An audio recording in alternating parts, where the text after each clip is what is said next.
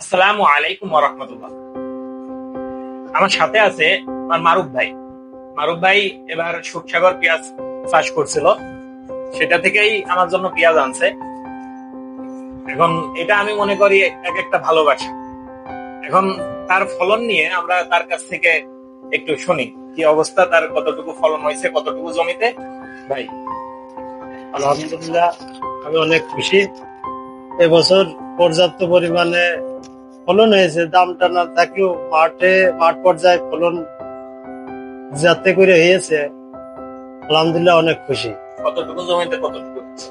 আমি এবছর লাগাইছিলাম 23 কাঠা জমি, 46 শতক জমি।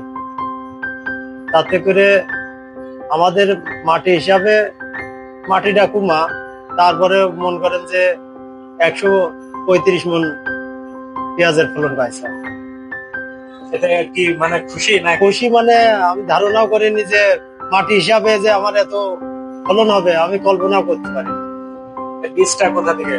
বীজটা আমাদের ভাই বাগার মানুষ, বন্ধু সাগর, তার কাছ থেকে সুখসাগর এবং লালতির হাইব্রিড সেকেন্ড জেনারেশন তার কাছে অ্যাভেলেবেল আছে। প্রথম তার কাছ থেকে সে বললো যে এটা নিয়ে লাগাও, সর্বোচ্চ ফলন পাবা।